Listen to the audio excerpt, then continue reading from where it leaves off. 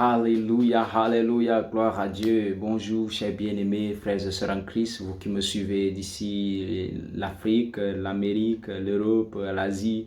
Je vous salue et je vous envoie des salutations effusives dans le nom de Jésus-Christ. Je vous aime tellement et nous sommes là encore après le 24 septembre. Gloire à Dieu. Cela veut dire donc que le Seigneur nous donne un temps de prolongation pour encore prêcher la prédication de l'Évangile, pour continuer avec l'œuvre.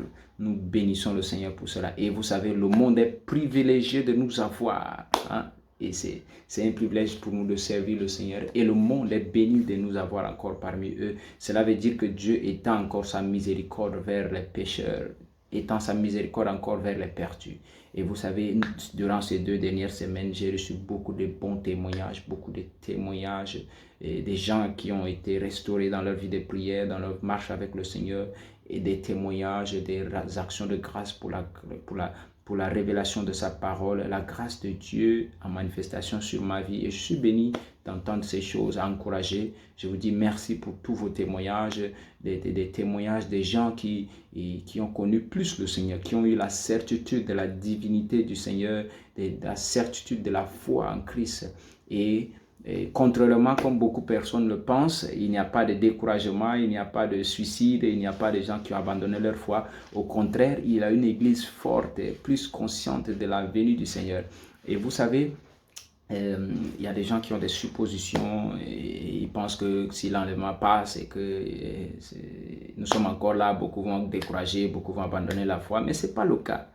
Et il y en a qui essayent de mettre dans ma bouche des choses que je n'ai pas dites.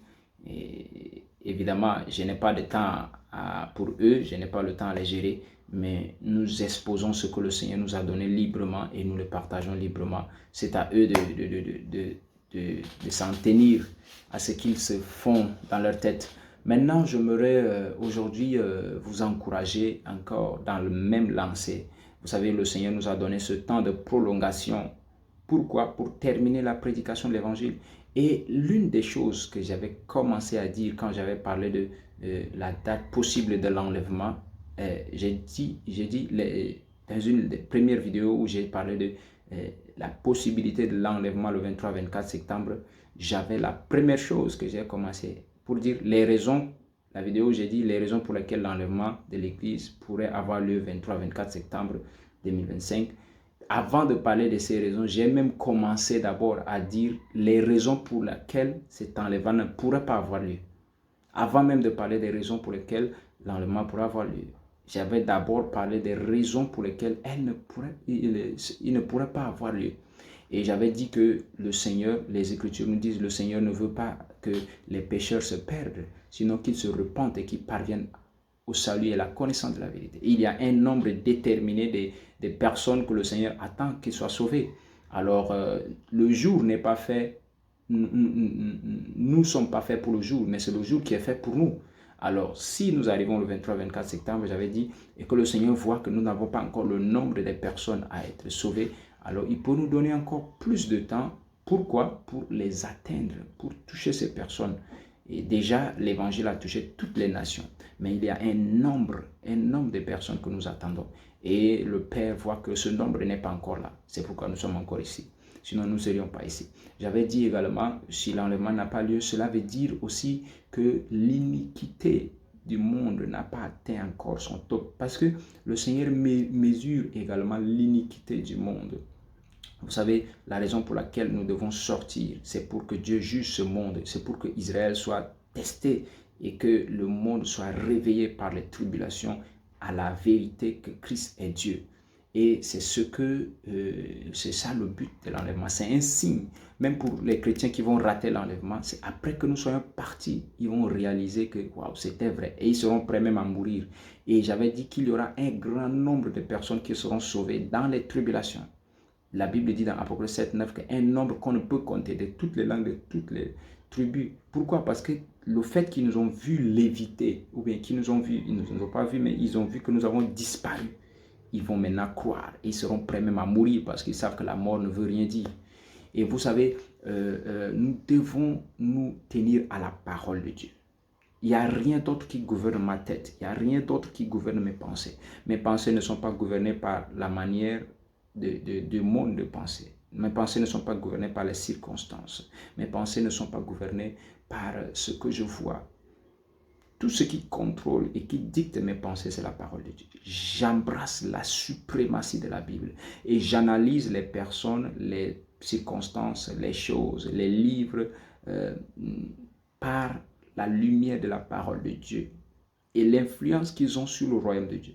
Quand une personne est en train de me parler, ma tête est comme un scanner comme ça. Je le scanne de haut en bas, de gauche à droite. Si ce qu'il dit n'est pas en concordance avec la parole de Dieu, qui qu'il soit, je ne le manque pas évidemment de respect, mais qui qu'il soit, je ne reçois pas cette parole comme la parole de Dieu, mais je le reçois comme une opinion. Mais si cette parole est consistante avec la parole de Dieu, avec les mindsets, les pensées de Christ, alors je le reçois avec joie. Et bien évidemment, si c'est quelqu'un que je peux partager avec lui, alors je partage. Si c'est quelqu'un que je ne peux pas enseigner, alors je fais l'intelligence émotionnelle, je fais la grâce de l'écouter, de l'encourager ou de m'adapter. Mais je n'accepte pas une vérité qui est hors de la Bible. Ainsi en est-il de la vérité sur laquelle de l'enlèvement. Je me tiens à ce que je comprends de la parole de Dieu. Et avant de parler de l'enlèvement, la première vidéo que j'avais faite, j'ai dit que l'enlèvement de l'Église est une doctrine qui est interprétée de différentes manières dans l'Église. Vous savez, nous croyons tous que l'Église est étrangère sur la terre. Toute l'Église croit cela. Nous croyons tous que Jésus-Christ revient. Mais ce dont les chrétiens en diffèrent, c'est les chronologies ou bien le timing. J'avais dit qu'il y a des gens qui ne croient même pas à l'enlèvement. Mais ils croient au Seigneur Jésus-Christ comme leur Seigneur Sauveur personnel. Ils ont leur raison. J'avais dit qu'il y a des gens qui croient à l'enlèvement, mais ils croient que cet enlèvement aura lieu 7 ans avant la tribulation, dont je fais partie. Il y a des gens qui croient que l'enlèvement va avoir lieu au milieu des 7 ans de tribulation. Il y a des gens qui croient que l'enlèvement va avoir lieu à la fin des 7 ans de tribulation. C'est leur position et je les respecte et je reçois toute position contraire et toute critique, vous savez, mais je ne suis pas obligé de m'allier avec la pensée d'une autre personne, d'un tierce. Je m'allie avec la pensée de la parole de Dieu. Et tout le monde est libre de penser.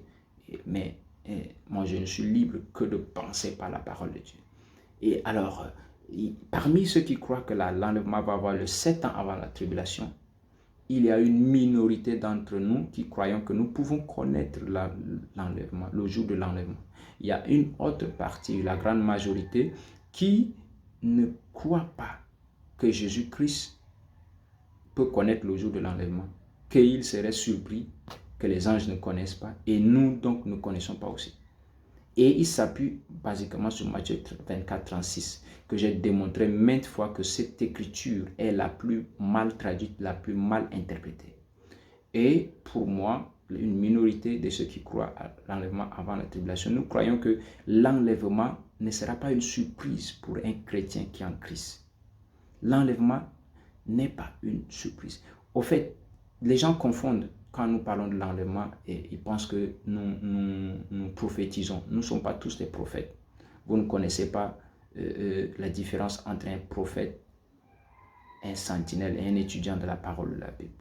Quelqu'un comme moi qui fait des études sur la parole de Dieu, une analyse de la parole de Dieu, une étude scientifique et prophétique de la parole de Dieu, est différent de quelqu'un qui sort et qui dit « J'ai vu le Seigneur Jésus-Christ qui m'a dit » ou bien « J'ai vu un ange qui m'a dit » ou bien « J'ai vu dans un rêve qui m'a dit ».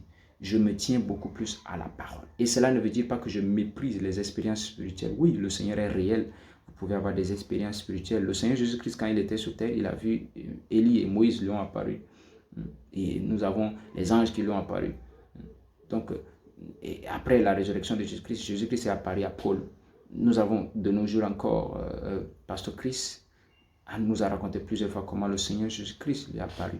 Alors, un autre détail que j'aimerais apporter également, c'est que les choses, ma publication de la date du 23-24 septembre 2025 n'est pas une publication de Christ Embassy. Et je l'ai dit, je l'ai répété encore plusieurs fois, mais il y en a qui n'écoutent pas et ils attribuent mes paroles aux paroles de Pasteur Chris.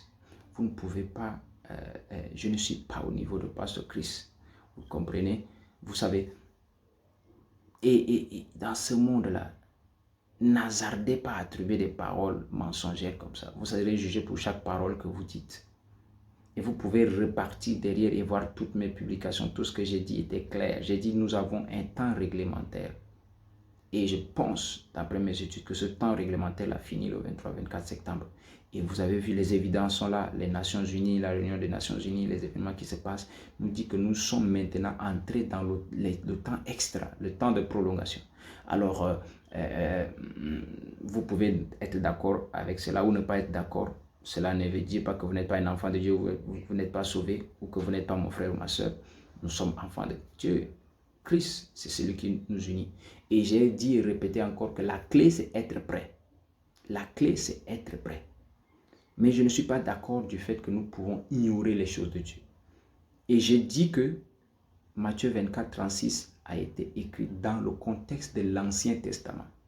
Il y a des gens qui ne font pas la différence entre l'Ancienne Alliance et la Nouvelle Alliance. Ils pensent que la seule différence entre l'Ancien Testament et le Nouveau Testament, dans leur Bible, c'est les pages. Quand c'est écrit, la page blanche où on commence le Nouveau Testament, c'est ça, c'est le Nouveau Testament. Non, Matthieu, Marc, Luc, Jean ne sont pas encore le Nouveau Testament.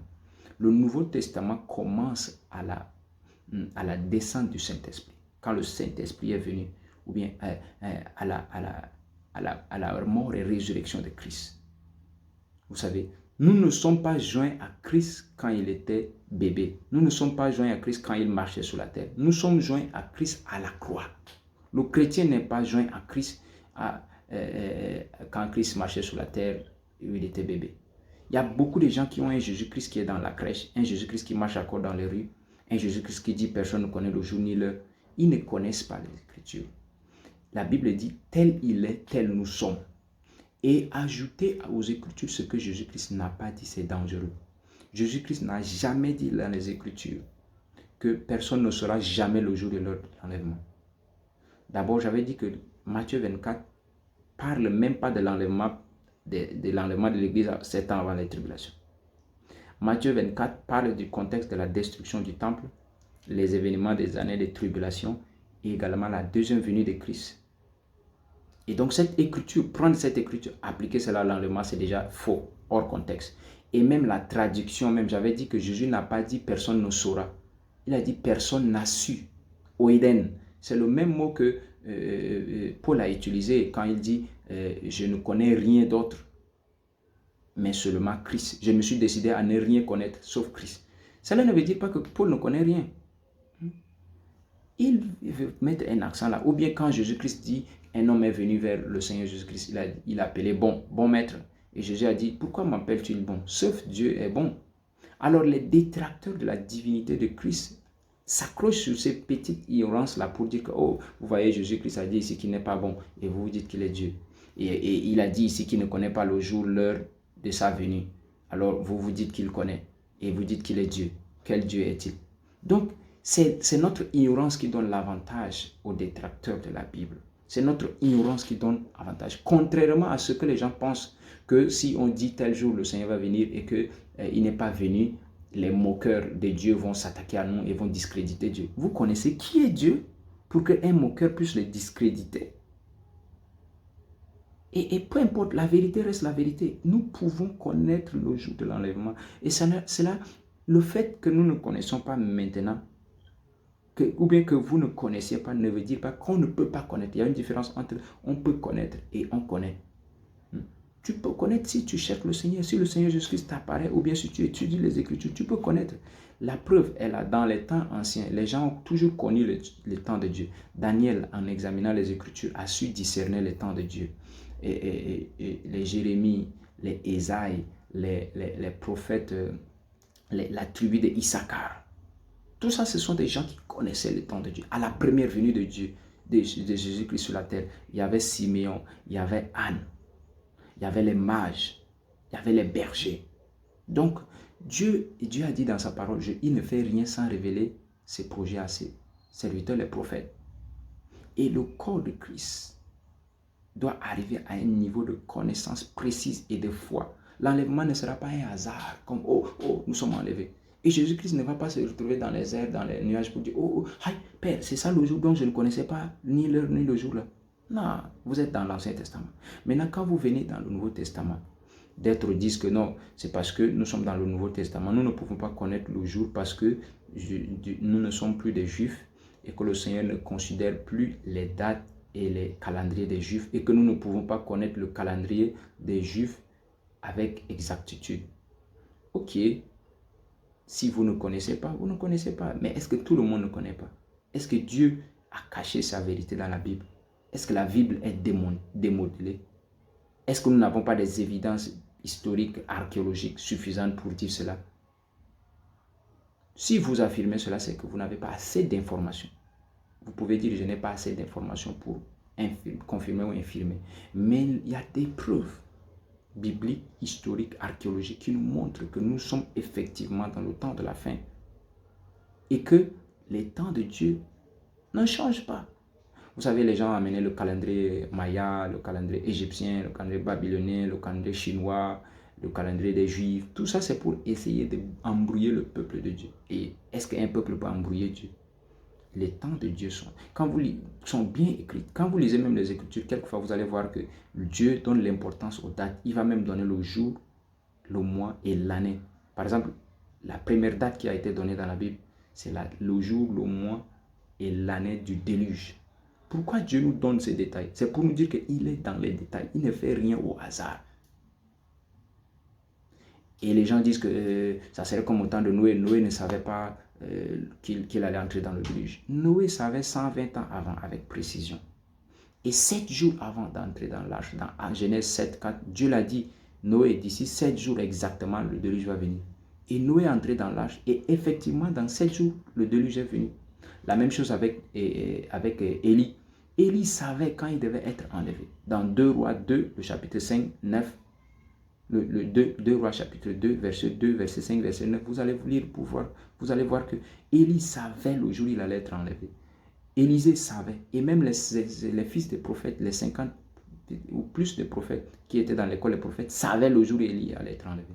Enoch, la Bible dit que Enoch, par la foi, Enoch fut enlevé pour ne pas voir la mort. Et avant d'être enlevé, il y a eu un témoignage.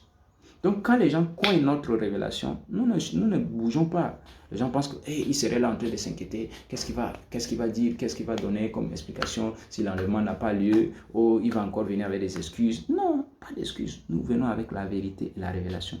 Le fait est que nous sommes dans le temps extra. C'est la miséricorde de Dieu en démonstration. Et ça, c'est biblique. Dieu a dit aux enfants d'Israël, 70 ans de déportation et vous allez rentrer. Quand les 70 ans étaient arrivés, ils étaient toujours en déportation. Pourquoi? Pas parce que Dieu a menti, ou parce que le prophète Jérémie, dans Jérémie 25, verset 11 à 12, a menti qu'il serait 70 ans. Sinon, parce que, arrivé le temps, Dieu a suscité Cyrus qui a donné le décret. Mais le peuple ne s'est pas repenti. Alors, ils n'étaient pas rentrés. La même chose avec d'autres temps où Dieu a changé les temps. Il a donné Ézéchias. Il a dit, Ézéchias, prépare ta maison, tu vas mourir. Mais Ézéchias a intercédé. Et Ézéchias, le prophète Ésaïe le grand est revenu pour dire, Dieu t'ajoute encore 15 ans. Les gens pensent que Dieu est un homme méchant qui est là, il ne partage pas ses pensées. Si Dieu est ainsi, alors il n'aurait pas créé le monde. Le fait qu'il a créé le monde signifie que Dieu a besoin de nous. Ah, je sais que c'est la choc avec la théologie de certaines personnes et la religion de certaines personnes. Tu veux me dire que Dieu a besoin de nous? Oui, Dieu a besoin de vous et de moi. Et il collabore avec nous. Nous n'avons pas demandé à être créés. S'il ne l'avait pas créé, nous ne serions même pas existés. Nous venons de lui, nous sommes son produit, nous ne sommes rien sans lui. S'il nous a créés, c'est parce qu'il a une mission. Il a une vision accomplie. C'est pourquoi nous sommes son chef-d'œuvre. C'est lui. Quand vous fabriquez un outil, l'outil n'a pas besoin de vous, c'est vous qui avez besoin de l'outil. Quand vous avez faim, les autres, je dis rarement que j'ai faim, ou je suis malade, ou je suis pauvre. Non, ça ce n'est plus ma réalité. Pourquoi? Parce que je ne me suis pas créé avec cela. Quand vous avez besoin de l'argent, ce n'est pas vous qui en avez besoin, c'est Dieu qui vous a créé avec ces nécessités. C'est pourquoi Jésus réprimait les religieux qui demandaient au Seigneur, donne-nous le pain, donne-nous ceci à manger. Ils s'inquiètent de quoi manger, de quoi vêtir, de quoi, du toit, tout ça. Jésus leur dit, Pourquoi vous inquiétez pour ces choses? Ce sont les païens qui s'en inquiètent. Votre Père sait que vous en avez besoin. Parce que c'est lui qui vous a créé ainsi. Vous pensez que Dieu n'est pas au courant que vous avez l'âge de se marier. Et donc vous devez d'abord gêner, vous mortifier pour que vous ayez les bénédictions et que vous soyez bénis et que vous ayez toutes choses dont vous avez besoin. Non. Le Seigneur vous a connu avant que vous n'existiez dans le sein du ventre de votre mère. Il vous a appelé et il a déjà fait les provisions pour votre existence. Nous ne marchons que sous les pas. C'est pourquoi je dis que les moqueurs, les gens qui se moquent des prophéties et des gens de l'enlèvement, tout ça, ils accomplissent une prophétie sur leur vie. Les gens qui, comme nous qui sommes les veilleurs, qui alertons et qui annonçons les temps de Dieu et les pensées de Dieu, il y a une prophétie sur notre vie. Et il n'y a pas de faux prophètes qui puissent arrêter Dieu, ou le peuple de Dieu, ou l'église de Dieu. Vous connaissez ce que c'est que l'église de Dieu? L'église de Dieu est bâtie sur le roc qui est Christ lui-même. Alors, nous ne devons pas. Ce qui s'est passé ces 3 semaines, c'est la démonstration de la foi. L'attente de l'enlèvement est la démonstration de notre foi. Et c'est avec sincérité, avec beaucoup de foi et d'audace que nous faisons ces choses. Nous n'avons pas d'excuses à donner à personne. Alors, Dieu a encore révélé ces temps. Par exemple, il a dit aux enfants d'Israël qui devaient entrer, il a dit à Abraham, notre père dans la foi, que 400 ans après, le peuple va retourner à Canaan. Mais après 400 ans, ils sont effectivement sortis de Canaan, d'Égypte, mais ils ne sont pas entrés à Canaan. Le voyage devait durer que 11 jours, mais ils ont fait 40 ans dans le désert. Pas parce que Dieu l'a voulu, mais à cause de dureté de leur cœur. Donc Dieu n'est pas un gars qui est assis là, que personne ne peut connaître ses pensées et que personne ne peut changer sa décision. Non, Dieu est souverain. Et sa souveraineté inclut le fait que nous collaborons avec lui. C'est parce qu'il est souverain qu'il nous a donné le mandat de prêcher l'évangile. Et il nous a donné 2000 ans. Et dans ce 2000 ans-là, il nous dit de prêcher l'évangile à toutes les nations. Nous l'avons fait. Mais il nous dit également qu'il y a un nombre de personnes qui l'attendent à être sauvées. Alors, ce nombre-là va être atteint. Que vous donnez ou non pour l'évangile, que vous participez ou non, il y a des gens que Dieu va toujours trouver pour prêcher l'évangile. Donc, ne vous placez pas comme un policier de Dieu. Et parlant des chronologies de l'enlèvement, il y a quelque chose que l'homme de Dieu, Pasteur Chris, mon père spirituel, nous a expliqué en 2020. Et il a été attaqué pour avoir dit cela. Il a dit que le temps de l'Église est clairement défini, qui est 2000 ans. 2000 ans. Et l'Antichrist va apparaître. Et le temps de tribulation, c'est clairement défini 7 ans. Maintenant, ce qu'il nous a dit, il dit que les temps de 7 ans de tribulation peuvent, il y a 3 possibilités. Les temps de 7 ans de tribulation peuvent être au milieu des 2000 ans, ou soit une moitié dans les 2000 ans, une moitié dehors, ou les 7 ans dehors. Maintenant, il nous a dit que Jésus est mort et ressuscité il y a 2000 ans approximativement. Et beaucoup des historiens disent que c'est 2028, 2029, 2030, 2031, 33. Mais il a dit, si nous prenons ce comme la moyenne, 30, il dit de l'an 30 jusqu'à 2030, ça fait 2000 ans. Maintenant, si les 7 ans de tribulation doivent être dans les 2000 ans, cela veut dire que 2030 moins 7 ans, nous arrivons à 2023. Mais il dit, si on inclut aussi l'an 30, cela veut dire que c'est 2020, l'enlèvement doit avoir le 2022, 2023, 2022, 2023. Mais il dit si c'est entre les 2000 ans et dehors de 2000 ans, la moitié, 3 ans et demi dans les 2000 ans et 3 ans et demi dehors, cela veut dire qu'il faut attendre 6 autres années. Et là, il nous disait en 2020. Donc il dit, si ça n'a pas lieu en 3 ans, ça va avoir lieu dans 6 ans, c'est-à-dire 2025-2026. Vous savez? Donc, et il dit, si ça n'a pas lieu entre les deux, alors ça peut être derrière les 2000 ans. Ça veut dire que l'Église a pleinement ses 2000 ans complets, ensuite l'Antichrist vient après. Donc cela veut dire que 2000 maximum, 2029, 2030, l'enlèvement a lieu et les 7 ans de tribulation commencent après. Mais Pasteur Chris nous a dit encore l'année passée que il nous a donné un mandat. Il ne nous a pas dit dans le culte global des prières, et il nous a donné un mandat. Il a dit qu'il peut venir au milieu de ce travail, en train de faire ce travail. n'a pas dit forcément que nous allons finir prêcher à tous les individus, compléter à tous les individus avant de venir. Il nous a dit que nous allons prêcher à toutes les nations, mais pas à tous les individus. Alors, cela, nous l'avons fait l'année passée, en décembre. Et la Rhapsodie des réalités est le seul dévotionnel chrétien, un livre d'évangélisation qui prêche pleinement Christ et l'évangile de Christ, qui est le seul livre traduit dans toutes les langues connues du monde et plus de 4000 dialectes. Et cela accomplit donc la prophétie de Matthieu 24, 14, qui dit que cette bonne nouvelle du royaume sera prêchée à tous les hommes pour les servir de témoins avant de venir la fin, avant que vienne la fin. Et au 31 décembre 2024, pour passer à 2025, l'homme de Dieu nous a dit, le Seigneur nous dit que cette année 2025 est l'année de complétude. Et voici les choses qui doivent se passer en 2025. 2025, c'est l'année où nous allons marcher dans la pleine bénédiction de l'évangile. Deuxième chose, 2025 est l'année où nous allons marcher dans la plénitude de Christ. Troisième chose, il a dit, c'est l'année où nous allons terminer, compléter la pleine prédication de l'évangile. Quatrièmement, il dit c'est l'année où nous devons commencer à attendre la venue de Christ. Si nous atteignons décembre 2025, cela veut dire que nous sommes dans le temps extra, dans la prolongation. C'est audacieux et ça requiert une connaissance exacte et précise du Seigneur pour dire cela. Vous savez, vous devez être capable d'écouter la voix de Dieu. La voix de Dieu est dynamique et non statique. La voix de Dieu est dynamique. Par exemple, le Seigneur a dit à Abraham, sacrifie-moi ton fils.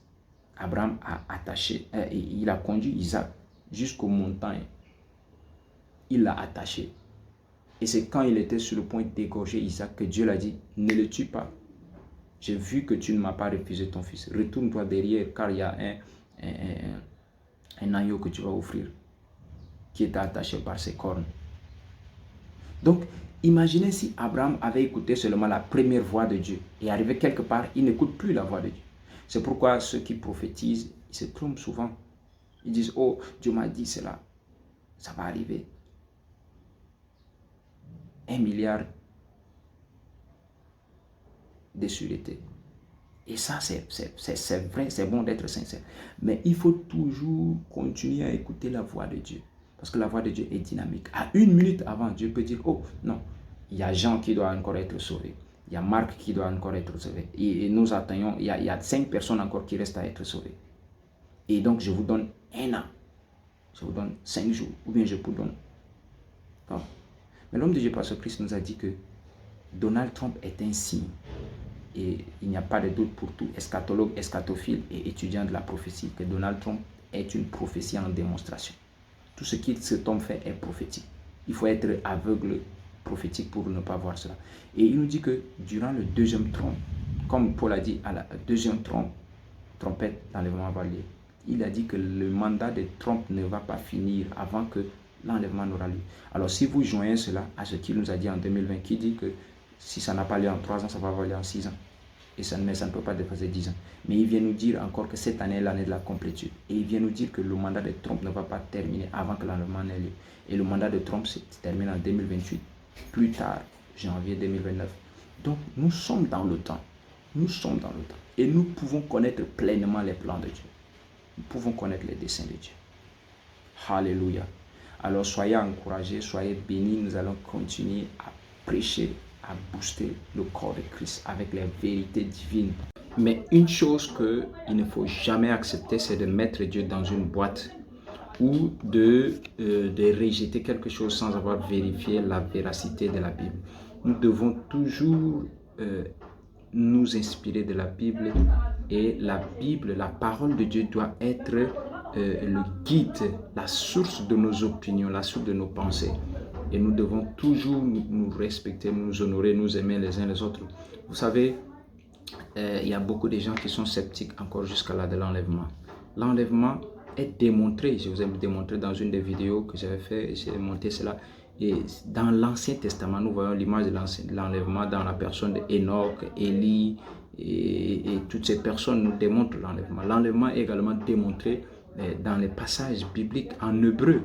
Je peux vous le montrer. Je vous ai montré cela dans Joël, dans l'une de mes vidéos, le livre de Joël, même dans Genèse. L'enlèvement est biblique.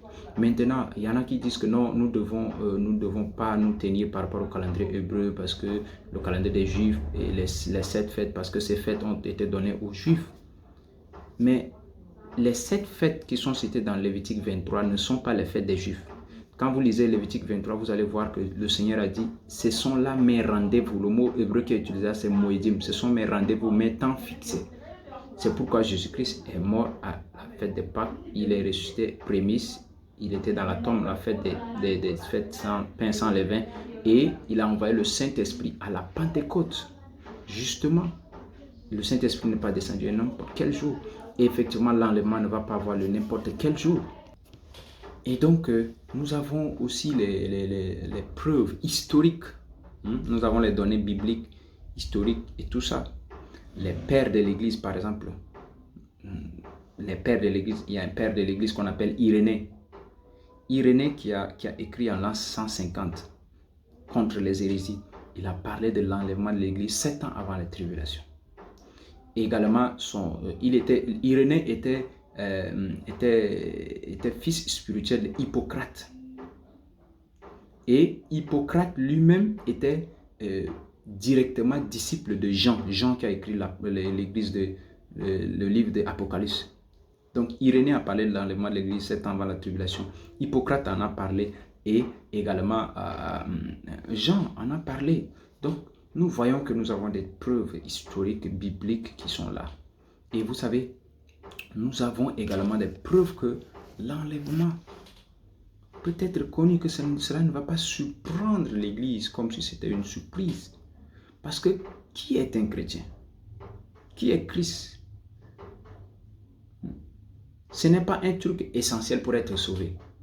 Ça, nous le savons. C'est-à-dire, c'est pas écrit nulle part que si tu ne connais pas le jour de l'enlèvement, tu n'iras pas au ciel ou tu ne seras pas sauvé. Non. Notre foi est basée sur Jésus-Christ. Nous sommes sauvés par Christ. Et la justice de Christ. Une différence entre la justice de Christ et Christ, notre justice. Nous sommes sauvés pas par la justice de Christ. La justice de Christ, c'est sous toute sa droiture, ses œuvres, quand il avait marché sur la terre. C'est ça qu'il a qualifié pour devenir notre sauveur. Mais nous ne sommes pas sauvés par la justice de Christ. C'est ce qu'il a qualifié à être sauveur. Nous les chrétiens, nous sommes joints à Christ à la croix. Nous ne sommes pas sauvés par la justice de Christ. Nous sommes sauvés par Christ lui-même. Nous ne sommes pas venus à Christ par la justice de Christ, sinon par Christ lui-même. Nulle part dans la Bible, vous allez voir que nous sommes sauvés par la justice de Christ, sinon par Christ. C'est Christ qui est notre justice. Alors, et nous revêtons Christ. Alors, ce n'est pas par nos œuvres, nous n'avons rien fait pour mériter le salut. Nous n'avons rien fait pour être sauvés. Mais, quand nous venons devant Dieu, nous ne devons pas avoir peur. Nous ne devons pas nous venir avec nos injustices ou même nos justices. Ni nos injustices, ni nos justices ne comptent devant Dieu. Seul Christ, c'est comme nous nous revêtons de Christ. L'image même des vêtements n'est pas parfaite. Parce que nous voyons dans l'Ancien Testament, quand Jacob a pris la place de son frère Ésaü, Ésaü avait des poils, Jacob n'avait pas de poils. Donc, Jacob a dû vêtir les vêtements d'Ésaü. Mais ce n'est pas exactement la même chose avec nous. Ce n'est pas que nous avons revêtu les vêtements de Christ. Non, nous sommes revêtus de Christ nous-mêmes. Galates 3, 27, il dit, maintenant donc revêtez-vous de Christ. Nous sommes vêtus de Christ. La justice de Christ. Il n'y a rien que nous puissions faire qui va nous élever plus devant Dieu, qui va faire que Dieu nous aime plus ou nous aime moins. Nous ne grandissons pas dans la justice. Nous sommes établis dans la justice de Dieu. J'ai déjà 25 ans en Christ. Je suis né de nouveau le 29 octobre en 2000. Donc un quart de siècle est passé. Mais encore un autre quart de siècle, je ne vais pas changer de justice. Parce que ma justice, je ne suis pas sauvé ou Dieu ne me voit pas selon mes justices ou mes injustices. Mais il me voit selon la justice de Christ. Et la justice de Christ est parfaite. Elle ne change pas. De la même manière, je ne change pas de justice. Je peux dire que je suis l'homme le plus juste de la terre. Parce que Ma justice n'est pas la mienne, mais c'est Christ qui est ma justice. Alors, il y a des vérités fondamentales. Lorsque vous êtes donc en Christ, vous êtes héritier de Dieu et héritier joint avec Christ. Rien ne doit vous faire peur. Rien ne doit vous effrayer. Je vois des chrétiens qui sont encore des bébés spirituels. Il y a des chrétiens qui sont des adultes. Il y a des chrétiens qui sont des pères. Mais et les enfants, et les adultes, et les pères ont un même niveau de justice. C'est comme un enfant. Un bébé est aussi humain qu'un adulte, qui est aussi humain qu'un vieillard ou qu'un père. Vous ne devenez pas plus humain quand vous grandissez. Oui, nous grandissons dans notre conduite, dans notre connaissance, dans notre grâce, dans notre foi. Mais nous ne grandissons pas en justice. Donc, vous devez avoir l'assurance en Christ quand vous parlez des choses de Dieu, avec foi et amour. Certaines personnes, quand nous parlons de l'enlèvement, ils pensent que nous ne connaissons rien, nous ferons mieux d'aller. Il y a un même qui m'a dit, tu ferais mieux de prêcher l'évangile que d'être là en train de faire des présomptions. Qui vous dit que je ne prêche pas l'évangile en faisant cela? Avez-vous idée des nombres de personnes qui sont venues à Christ à cause de ces alertes? Avez-vous idée des nombres de personnes dont leur feu a été réactivé à cause de ces enseignements? Également, je ne prêche plus l'évangile que vous ne le voyez. Vous voyez? Donc, nous essayons toujours de dévier les débats à des personnes. Mais mon sujet a été clair. Les données historiques preuves nous montrent là. Et vous savez, il y a même les livres qu'on appelle le livre de Qumran, les manuscrits de la mer morte découverts à Qumran en l'an 1947. Dans ces manuscrits-là, il y a des livres qui ont été écrits par une communauté qu'on appelle les Esséniens. Ceux-là ont prophétisé. Ces livres datent de 200 ans avant Jésus-Christ. Ils ont prophétisé avec exactitude l'année où Jésus-Christ allait venir, qui est l'an 32. Ils ont prophétisé avec exactitude le nom de Hérode avant que Hérode même ne vienne. Ils ont dit quelle année Jésus va mourir, qu'il est le Fils de Dieu, il va mourir, il va ressusciter le troisième jour et qu'il reviendra. Ils ont même parlé de son année où il va revenir. Et j'avais expliqué ces choses dans d'autres vidéos.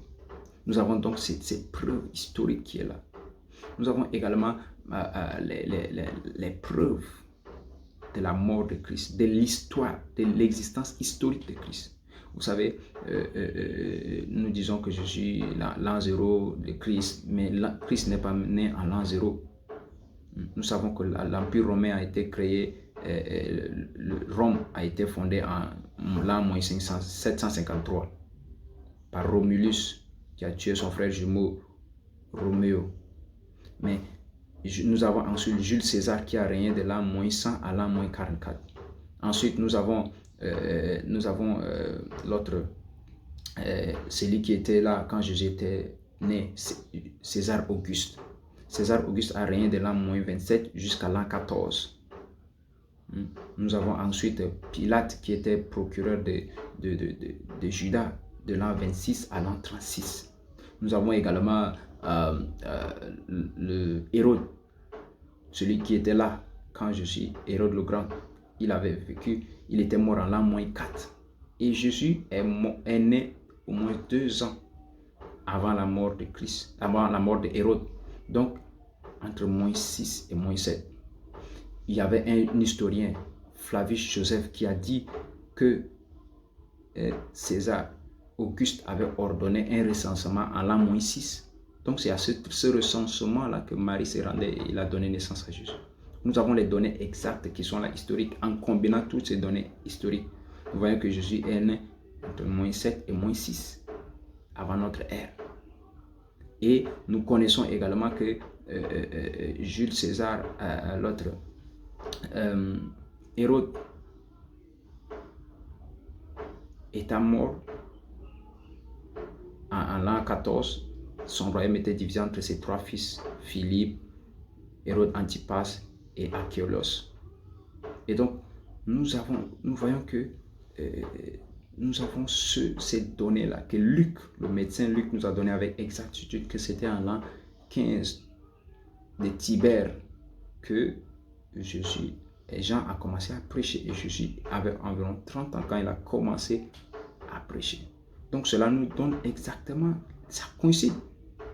L'an 26, l'an 27, c'était les 15e année de Tibère. Et si vous comptez de là, de l'an moins 6 jusqu'à l'an 26, 27, vous trouvez exactement 30 ans quand Jésus a commencé son ministère. Et il est mort en l'an 32. Vous voyez les données historiques. Jean nous a parlé de cela. Que Jésus n'est même pas mort un vendredi. Jésus est mort un mercredi. Et ça, même le pape Benoît XVI l'a reconnu dans son homélie du 5 avril 2007. L'année passée, j'avais exposé cela.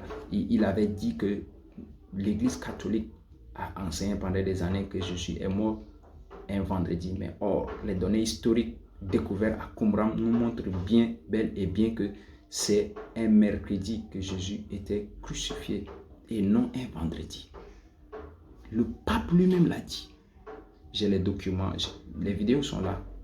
Donc, vous savez, la connaissance précise est importante, exacte est importante.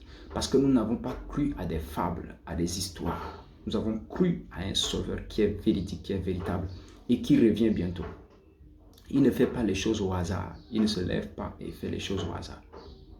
Il est là, il est vrai, il est véridique et tout ce qu'il dit, il le promet, il l'accomplit. Il n'est pas lent pour accomplir sa promesse comme quelques-uns le pensent, mais il désire que tous soient sauvés et parviennent à la connaissance de la vérité. C'est pourquoi il nous a donné le mandat de prêcher l'évangile. Vous savez, et nous savons combien de temps nous avons. 2000 ans. 2000 ans. Maintenant, les 2000 ans, il y en a qui disent on ne doit pas suivre le calendrier des Juifs parce que non, là, les 7 fêtes, je reprends encore, les 7 fêtes qui sont mentionnées dans Lévitique 23, là, le Seigneur n'a pas dit ce sont les fêtes des Juifs. Quand vous lisez là, il dit voici mes rendez-vous. C'est dans nos livres, c'est traduit, voici les fêtes de l'Éternel. Mais en réalité, le mot c'est les rendez-vous, les temps fixés de l'Éternel. Si c'est cela, alors nous ne devons pas considérer les 2000 ans également de l'Église. Puisque les 2000 ans de l'Église, c'est la prophétie de Osée qui nous a donné. Même la prophétie sur l'enlèvement nous a été donnée par Ésaïe 26, verset 19, et même dans Joël, en hébreu. Donc, même Daniel a parlé de résurrection des morts. Donc, le temps de Dieu n'a rien à voir avec l'alliance des Juifs, de Dieu avec les Juifs. Non. Les temps de Dieu sont fixés. Et la Pâque, les fêtes des pains sans levain, les prémices, Pentecôte, trompette, expiation, tabernacle ne sont pas les fêtes des Juifs, ce sont les fêtes du Seigneur. Donc nous ne suivons pas le calendrier des Juifs, nous suivons le calendrier de Dieu. Nous suivons les temps fixés de Dieu. Vous savez, par exemple, il y a 6 jours dans la semaine, le 7e jour était le jour où Dieu s'était reposé après la création. Notre calendrier aujourd'hui a toujours 7 jours.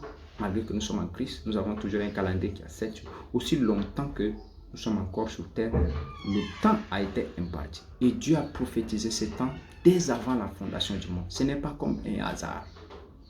Dieu sait quand est-ce que vous allez naître, quand est-ce que vous allez quitter cette terre. Il connaît avec exactitude. Il savait que vous allez arriver à telle année, vous allez accepter l'évangile. Il vous a prédestiné pour l'évangile. Je suis également le résultat de la prédestination de Dieu. Donc, nous devons beaucoup plus nous encourager à continuer dans ce sens, à prêcher l'évangile, à exposer la vérité contre les critiques de la divinité de Christ. Beaucoup de gens ne comprennent pas pourquoi l'œuvre que nous faisons, mais nous faisons taire beaucoup de critiques historiques de la divinité de Christ. Lorsque j'ouvre la Bible et je vous montre le nom de Yeshua dans Genèse 1, verset 1, dans Genèse le chapitre 1, verset 14 à 19, je vous montre Yeshua, Mashiach, dans Ésaïe 53, qui parle effectivement de la passion de Christ, dans Somme 22, qui parle effectivement de la passion de Christ. Lorsque je montre ça à un juif, à un musulman. Pas de débat. Celui dont on parle ici, c'est Yeshua Mashiach. Et Dieu a pris soin de révéler ces choses dans la Torah. La Torah, c'est un témoignage de Dieu qui dit que voici ce que je vais faire. Ce n'est pas d'abord une question d'alliance. Et vous savez, il y a même des documents historiques qui ont été parmi les manuscrits de la mer morte de Qumran qui sont datés d'avant Jésus-Christ. Il y a par exemple un document qu'on appelle les rouleaux de Melchisedec et le livre d'Abraham. Cela nous montre que Abraham avait écrit un document.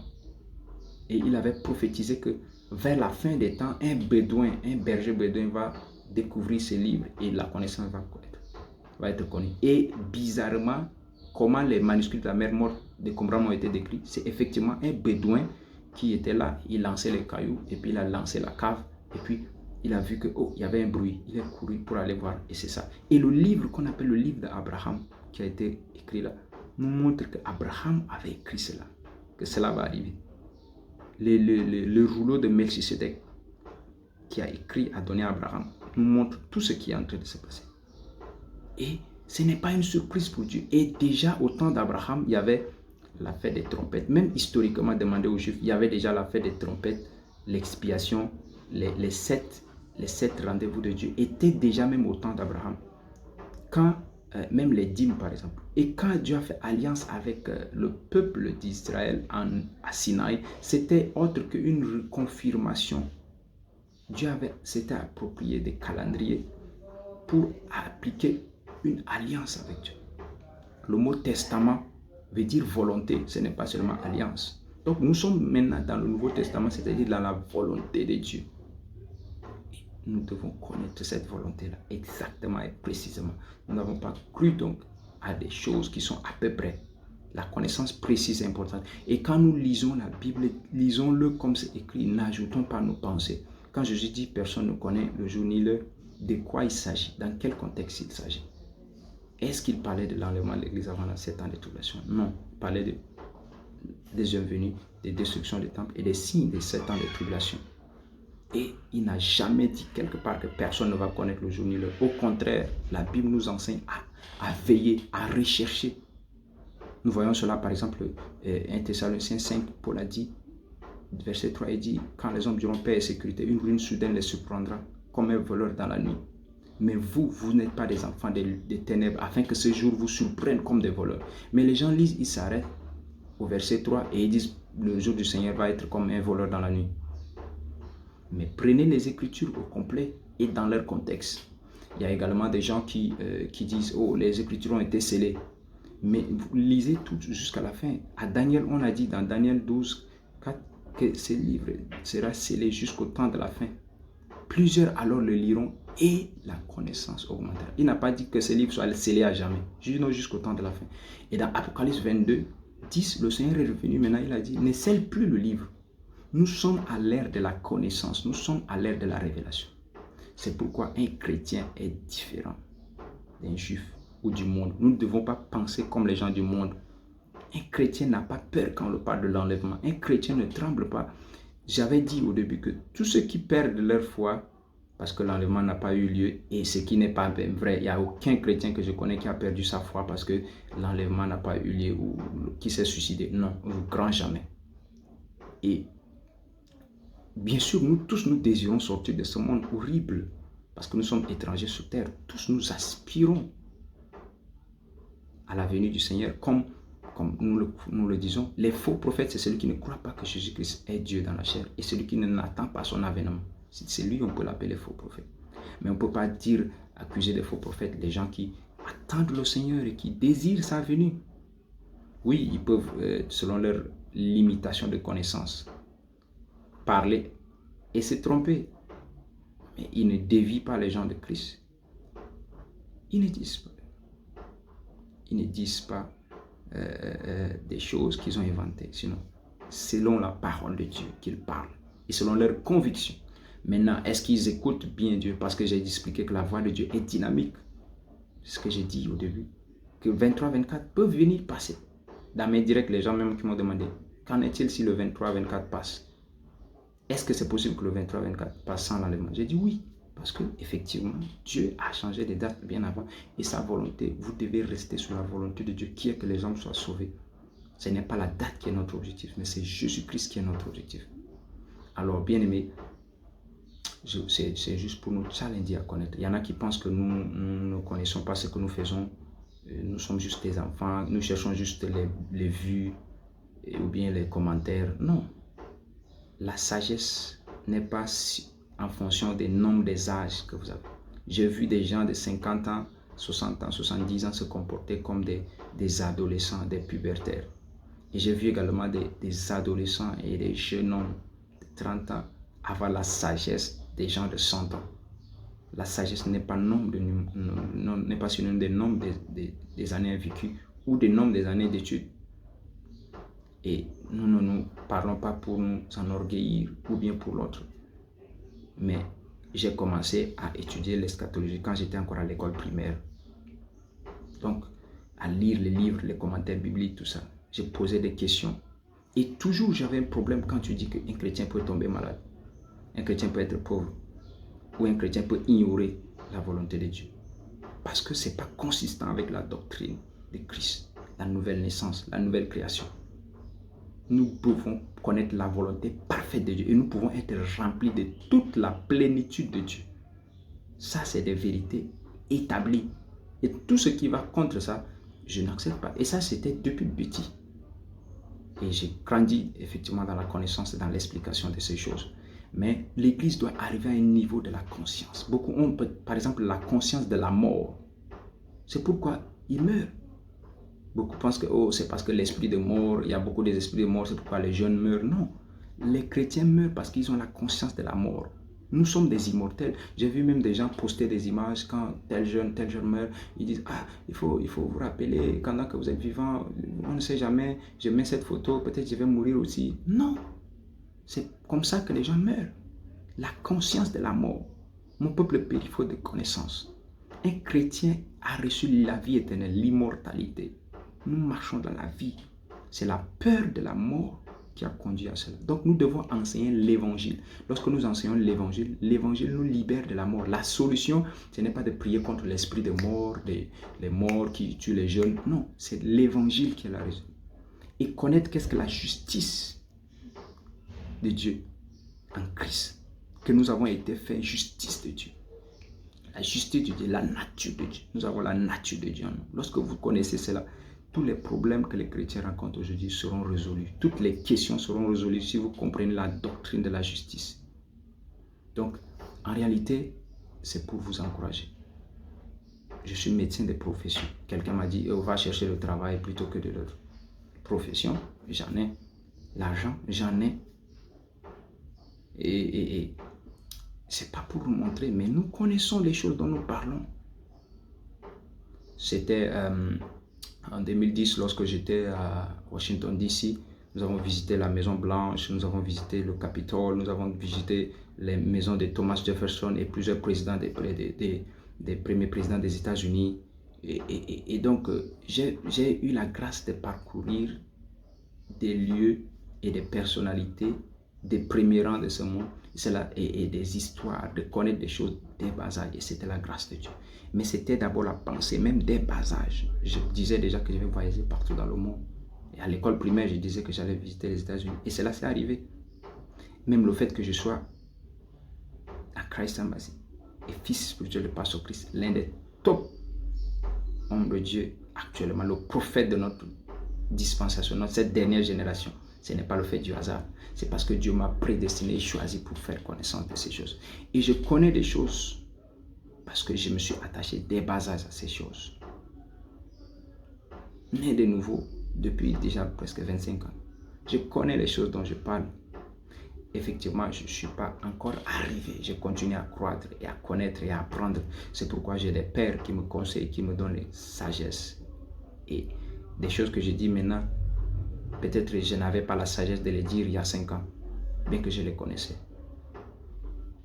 Je parle l'anglais, le français, l'espagnol, le portugais, le ngambay, l'italien, l'hébreu. Je suis en train d'entrer dans l'arabe et le grec.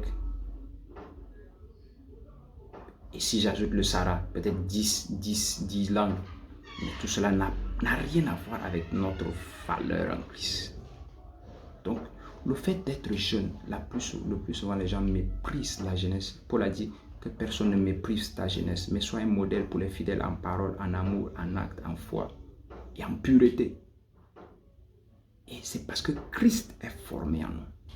Donc, en ce moment, j'ai encore plus de choses à montrer aux critiques de l'évangile, mais nous ne sommes pas les apologistes. Nous sommes des activistes pour Christ. Nous ne sommes pas là à faire la défense de l'évangile. Nous sommes là à prêcher l'évangile sans apologie, sans excuse. Alors si vous ne connaissez pas encore Jésus-Christ, j'aimerais que vous le recevez maintenant. Et vous recevez Christ en priant ceci. Faites avec moi cette prière et Christ va être votre Seigneur. Dites avec moi, ô Seigneur Dieu, je crois de tout mon cœur en Jésus-Christ, Fils de Dieu. Je crois qu'il est mort pour moi et Dieu l'a ressuscité des morts. Je confesse de ma bouche que Jésus est vivant, qu'il est le Seigneur sauveur de ma vie à partir d'aujourd'hui. Par lui, en son nom, je reçois la vie éternelle. Merci Seigneur d'avoir sauvé mon âme. Je suis désormais un enfant de Dieu. Amen. Si vous avez fait cette prière pour la première fois, écrivez-moi pour que je puisse vous contacter et vous aider à connaître plus quelle est votre identité en Christ, qui est un enfant de Dieu, comment grandir dans la grâce, comment grandir dans la connaissance, comment grandir dans la foi et la pensée de Christ. Je vous aime et nous allons continuer à démontrer l'évangile, à expliquer l'évangile et à prêcher Christ jusqu'à ce que la trompette sonne. Et le Seigneur nous aime. Nous sommes une génération choisie. Nous sommes appelés héritiers de Dieu et co-héritiers avec Dieu. Je prie que le Seigneur vous bénisse. Pour tous ceux qui sont des étudiants, le Seigneur vous donne la sagesse. Les hommes d'affaires, le Seigneur vous donne le business, les opportunités. Pour qui êtes malade, pour recevoir la guérison. Au nom de Jésus. Plus de grâce, plus de connaissance. Merci beaucoup pour tout. Et que le Seigneur vous bénisse. Et je reviendrai avec notre thème sur la divinité de Christ une autre fois. Et l'évangile, j'avais promis de parler de Donald Trump et la prophétie. Je viendrai sur ce thème et vous montrer des choses étonnantes. Que le Seigneur vous bénisse et je vous aime bien.